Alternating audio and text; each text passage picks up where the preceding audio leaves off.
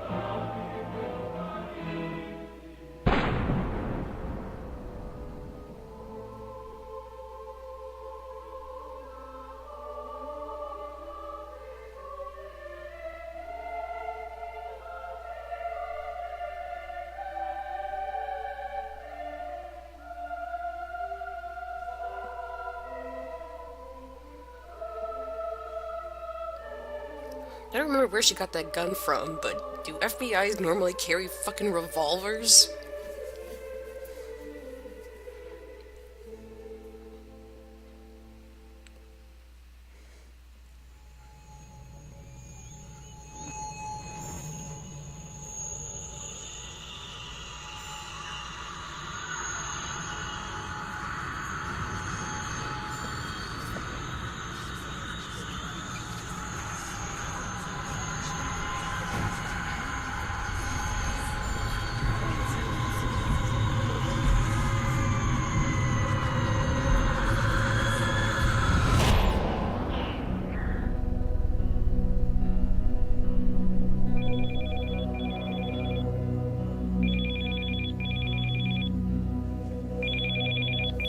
When phones used to be phones. Hello?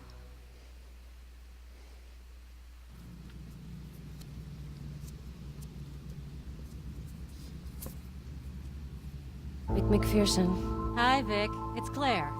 So, My how are God, things going what in happened to Los the Angeles? graphics? Hey, Claire.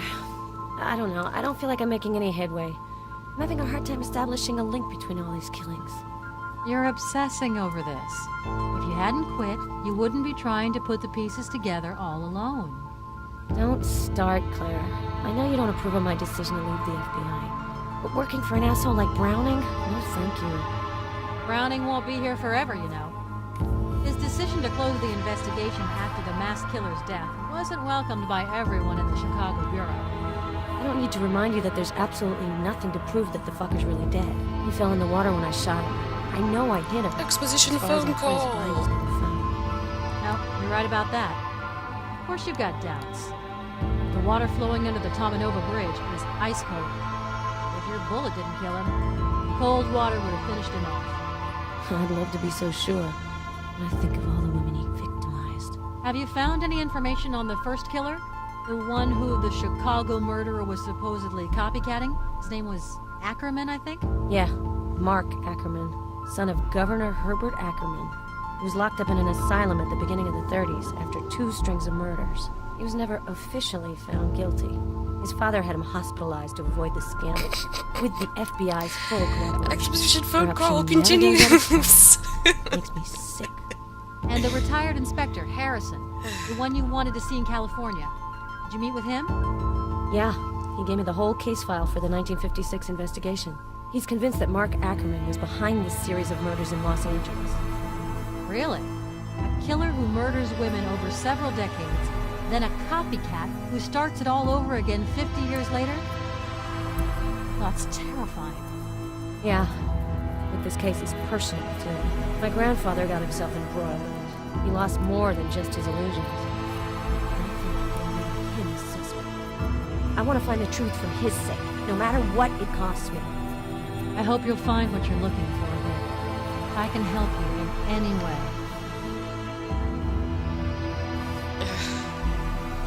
Do you have any news on Mia, the killer's latest victim? Is she still in the hospital? She's doing better. She's come out of shock. The doctors are optimistic she should be able to go home soon. I went by to see her yesterday. She's gonna leave Chicago. Too many bad memories.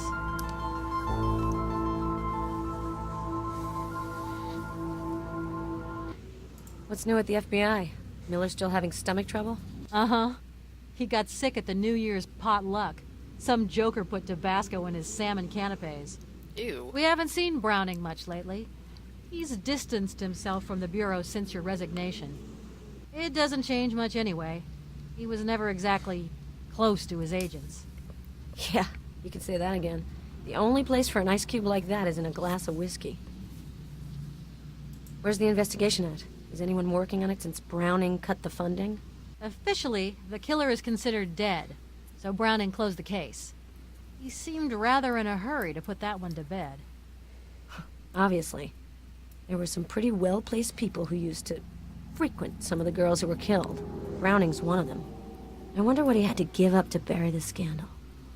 And I think that I used to work under him. Ugh, makes me sick. I hope Richard's not harassing you. He's left several messages on my answering machine. He just called me to ask about Mia. He feels responsible for letting her go, giving the killer his opening. I know, he's taking it hard. There's nothing to say that the killer wouldn't have taken him out to get his hands on Mia. Anyway, he misses you, that's for sure. He's looking forward to you coming back. I have one last favor to ask, Claire. A big one. I need access to the FBI's database. For your research, huh? Wow, I'm playing fast and loose with the rules a lot lately. I don't want to get you into trouble. Don't worry about me. The access code was changed a few days ago. I'll check it out and text you, okay? Thanks, Claire. I'll let you go now. Talk to you soon. Oh my god, let's fix these graphics. Jesus.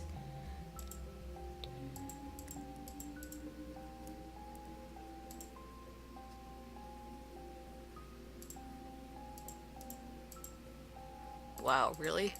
That's high?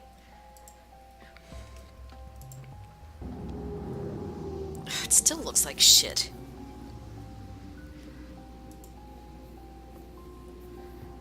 Well, let's try to review the clues we've got.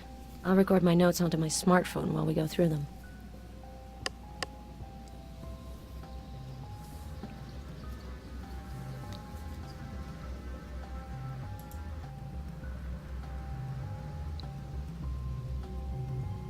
A brochure of the Akerman exhibit organized by Richard.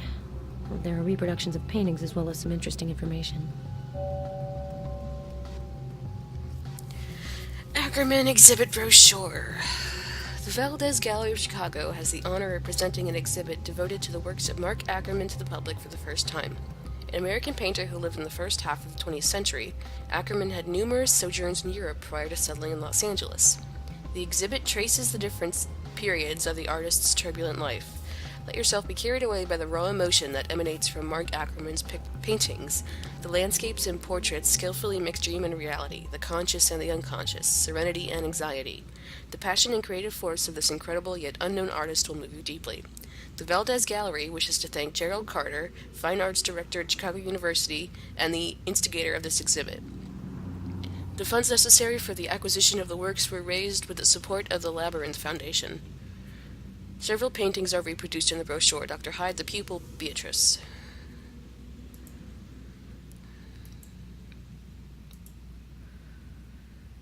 The Labyrinth Foundation. That's the second time I come across them while I'm investigating. I think they have a website. A brochure of the Akerman exhibit organized by Richard.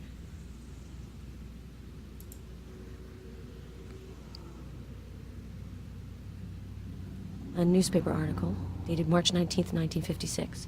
It recounts the arrest of a suspect in the LA murders. The LA Tribune article recounts the arrest of Harold Perrin, who could be the Los Angeles Ripper, the author of 5 murders which had taken place in the previous months. The victims were all young prostitutes. They had been horribly mutilated. Inspector Michael Harrison was the arresting officer. He had tailed Perrin and surprised him as he was spying on another young prostitute. Harold Perrin is at this hour being questioned by Inspector Harrison, who will later hold a press conference to inform the citizens of any progress in the investigation. To finish the article, the journalist makes a comparison with Elizabeth Ann Short's death 9 years earlier. The crimes of the Los Angeles Ripper equal in savagery the murder of the Black Dahlia. Is there a link between these two cases? I doubt there's a connection between the two cases. Another idiot journalist greedy for a story.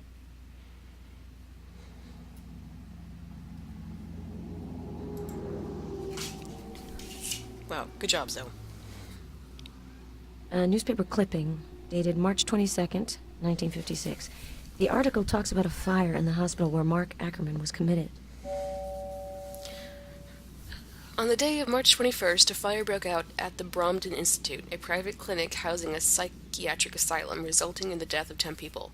One of the institution's doctors, the famous Dr. Kelly, lost his life in the fire. Also among the victims was Mark Akerman, the son of the Governor of California, Herbert Akerman. Committed for over 20 years, Mark Akerman was one of Dr. Kelly's patients. The police strongly suspect him of being responsible for the disaster. The alarm was sounded by a nurse as she was returning from lunch. If I hadn't gone out to eat with my son Henry, I might have died too. The article adds that the nurse knew the presumed arsonist well, as she had been Dr. Kelly's assistant for many years, prior to being transferred to another department. She did not contradict the police's suspicions. This nurse, she could certainly be linked to Akerman. I've got to find out more info about her.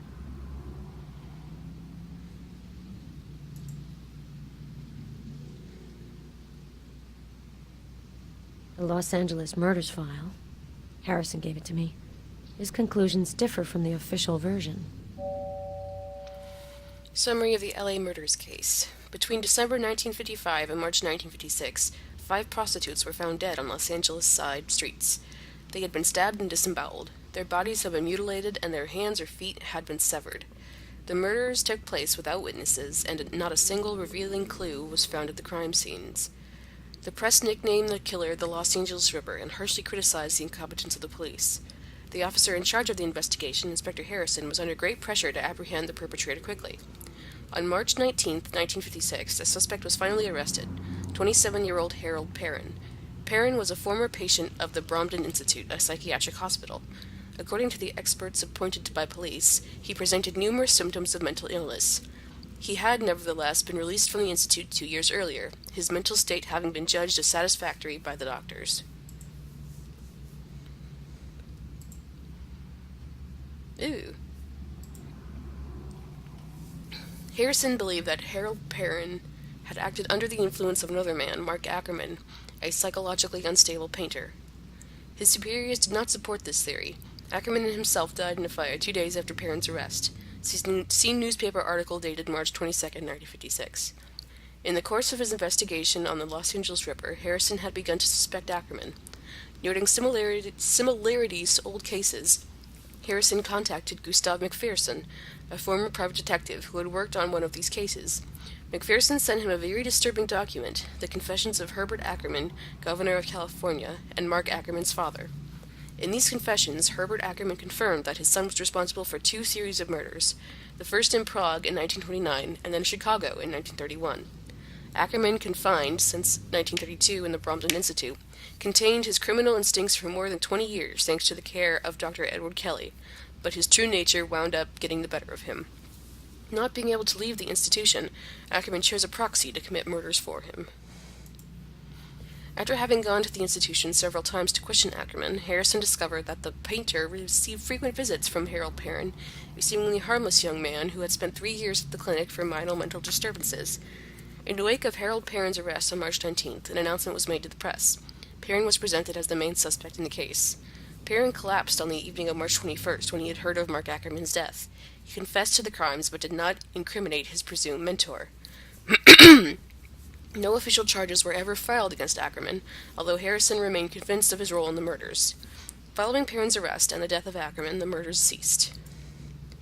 Harrison saw the paintings made by Akerman prior to his confinement, paintings which, according to his hypothesis, were the motivation for his murders. He described them as sick and alarming, but embodying incredible force. This was not true of the paintings done by Akerman during his long stay at the clinic. Harrison was convinced that he hadn't seen all of Akerman's paintings, particularly one which he supposedly painted right before his death. Comment. A note in the file indicates that in February 2003, Harrison handed over Herbert Akerman's confessions to one Emil Zarkovic, a journalist, who claimed to be finishing a biography of Herbert Akerman. Citing resources of authenticity, the journalist left with the original documents, promising but failing to return them. Zarkovic? I know that name. Where have I heard it before? Alright, I think that's it.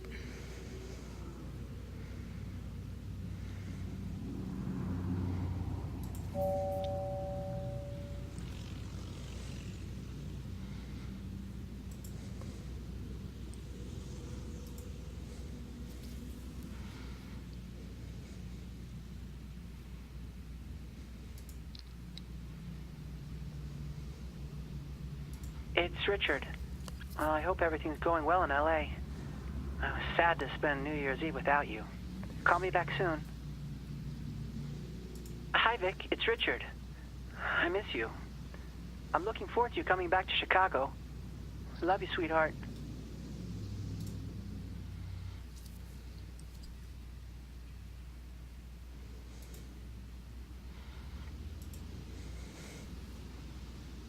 Okie dokie.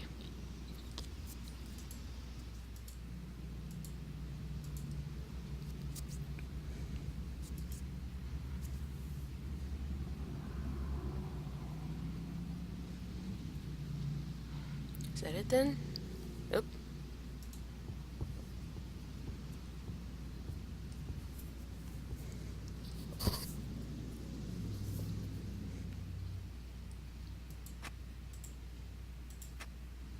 Well, that's jittery as all hell. The women represented in these paintings are Akerman's victims. The women represented in these paintings are Akerman's victims.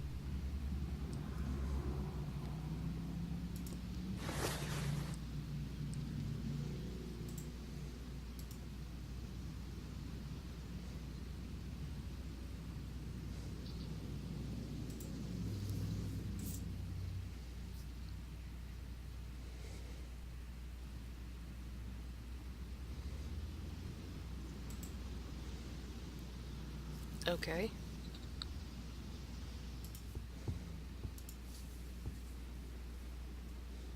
The killer lost his mask before falling in the river. According to what Claire's told me, the lab analyzed it but didn't find anything. The killer lost his mask.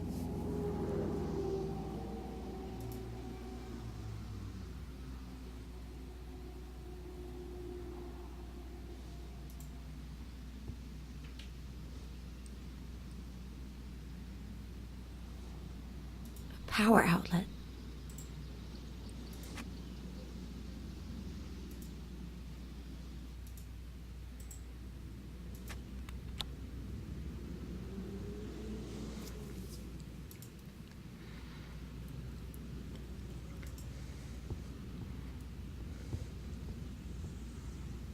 Alright, I guess the anti-aliasing is hurting. Hold on.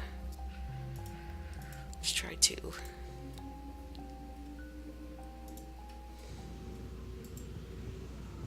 She's still jittery. Do I really have to turn it off? It looks like ass.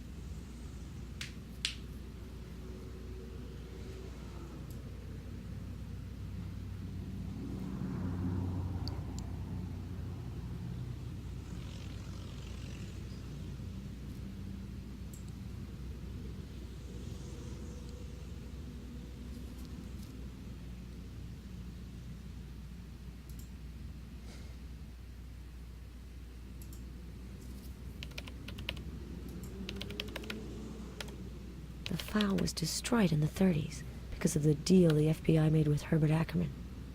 Just think, it was the era of the untouchables.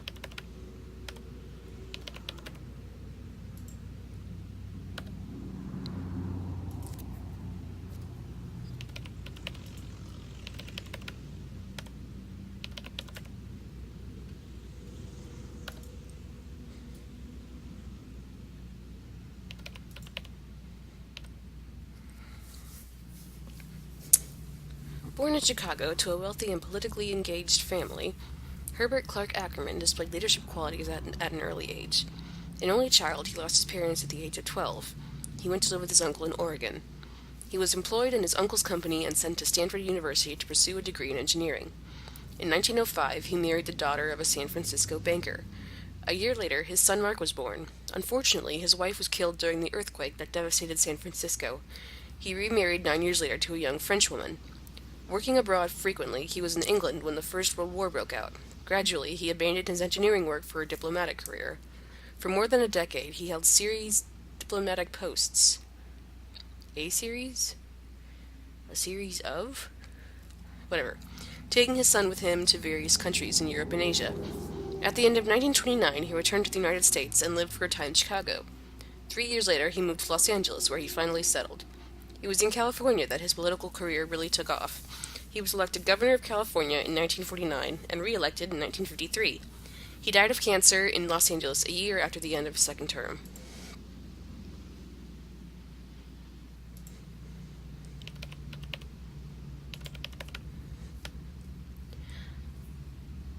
Hungarian painter born in 1862 died in 1904. A discreet figure, Zarkovic was also known in artistic circles as a fine pianist. Pale and gaunt, he was nicknamed the White-Fingered Pianist by Frank Liszt. A member of the Hungarian Symbolist school, Zarkovic preferred dark subjects. The painting Death and the Young Girl is considered his masterpiece. That painter's been dead a long time. The journalist must have given a false name.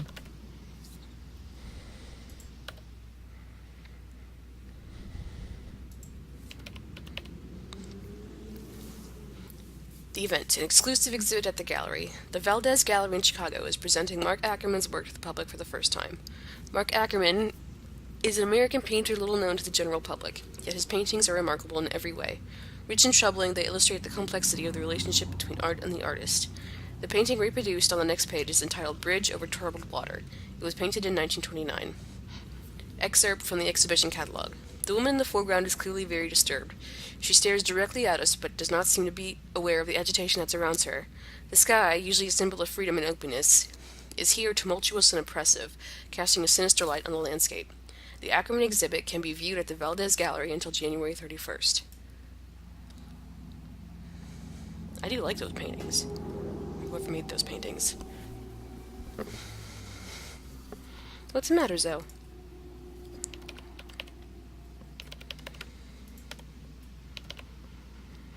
A public interest organization devoted to protecting and promoting art, founder Mrs. Beatrice Allen. The goal of the Labyrinth Foundation is to preserve works of art and to promote young artists.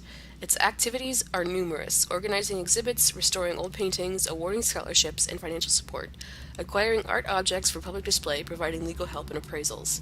The Labyrinth Foundation was created in 1961 by Mrs. Beatrice Allen, thanks to a donation by Herbert Akerman, Governor of California and lover of the arts. The foundation respects the confidentiality of artists and guarantees their rights to their works, copyright, author rights, etc.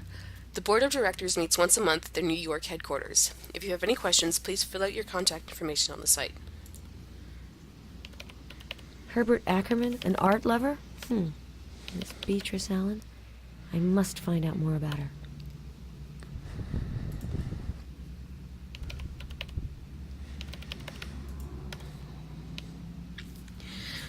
Beatrice Allen, founder and president of the Labyrinth Foundation, was born in 1912 in San Diego. Her father was a doctor and her mother a musician. From her mother, she inherited her taste and respect for the arts, a passion that would remain with her for the rest of her life. After studying nursing, she worked at various public hospitals before finding a position at the Brompton Institute, a private clinic treating the mentally ill. She stayed there for more than 20 years, distinguishing herself through her professionalism and her empathy towards patients. Upon becoming assistant to the clinic's lead doctor, she launched new care programs involving the arts. In 1956, Beatrice Allen left the clinic to devote herself fully to art. In 1958, she was made the main beneficiary of Governor Ackerman's estate. She invested a large part of the inheritance in the arts and a few years later created the Labyrinth Foundation, which she ran until her death. Beatrice Allen had a son with whom she did not get along. In 1985, he was killed in a car accident. Beatrice became the guardian of her grandson, who was her greatest happiness during the last years of her life. Beatrice Allen died in New York in 2002. Her immense art collection is managed by her foundation.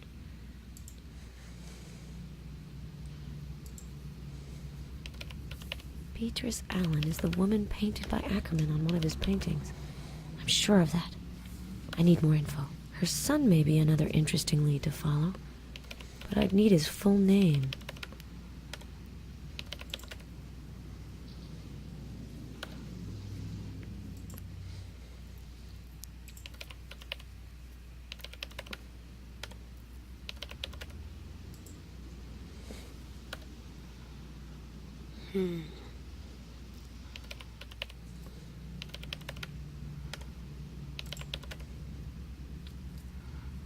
Henry Allen.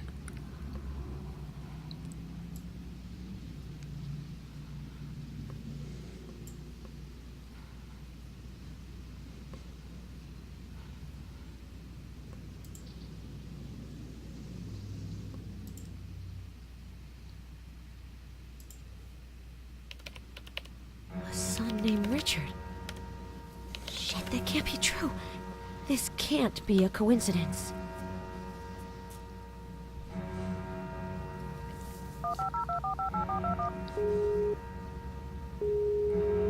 I'm not here at the moment, but you can leave a message. Jesus Christ, Richard.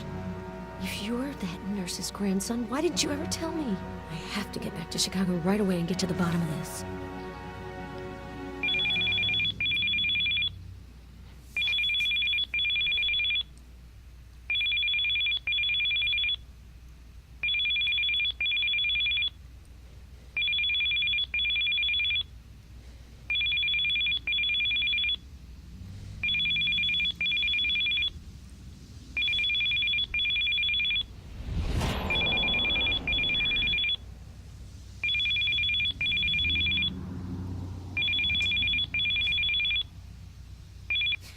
Hello? Vic, it's me. Is this a bad time? Claire. I fell asleep in front of the TV. What time is it? Almost 10 p.m. Sorry to wake you. Do you want me to call you back tomorrow? No. I was having a nightmare anyway. As soon as I fall asleep, I relive the same old stories. Still having nightmares about the Chicago killer? Vic, you have to stop thinking about all that. It happened almost 4 years ago. Tell that to my subconscious. More Are you calling me about the exposition, case? phone call. I have the results of Ellen Dunnigan's preliminary autopsy.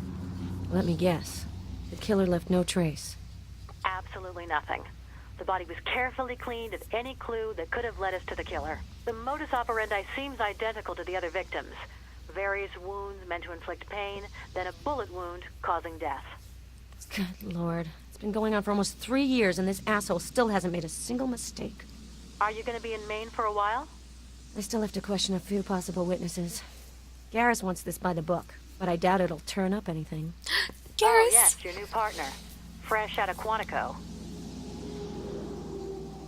I gotta go, Claire. Hernandez is up to her old tricks on the news again. Okay. I'll call you if I have anything new. Take care of yourself. The horribly tortured body of Ellen Dunnigan was found this morning. The body was discovered on the side of Route 201, less than a mile outside of the small town of Jackman, Maine. The young woman, a Holton native, had disappeared on September 22nd. The modus operandi removes any ambiguity over the killer's identity. This is without a doubt the latest chapter in the heinous rampage of the East Coast Killer. As with the previous murders, the killer filmed the suffering which he inflicted on his victim. He then sent DVDs of the footage to the authorities and the media. The FBI has refused any comment in the wake of this new crime. Special Agent McPherson, who has been on the case from the beginning, seems completely incapable of making any headway whatsoever in this case.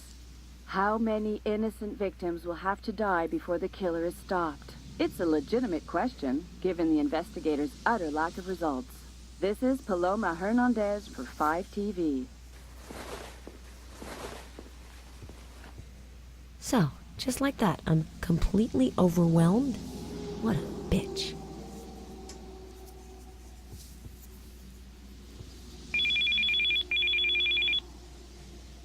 McPherson. This is Paloma Hernandez. Do you remember me, Agent McPherson? Unfortunately, yes. I just saw your mug on TV. One doesn't forget that kind of trauma. Very funny. Listen, I know you don't like my work, but I don't have anything against you personally. I also have people to answer to, and the competition is fierce. Aw, you're breaking my heart, Hernandez. Switch careers. The FBI is hiring. I'm not calling to apologize. I have a proposal for you. Can you meet me at the Bishop Motel in Jackman for a chat? Right. You want me to join your TV games. I'm afraid I'm gonna have to decline your offer. I'm in touch with an informant. He has discovered certain information about the killer. I'm ready to divulge it if you agree to give me exclusive access to the FBI investigation. That way, we'd be working together instead of being at loggerheads. What do you say? Are you serious? You've been making my life hell since this case started, but now you want us to be best friends forever because suddenly it suits your purposes? If you've got information on the killer, then give it to me. No conditions. If you conceal evidence or hinder our investigation in any way, I can guarantee you a stint in the slammer. Night, Hernandez.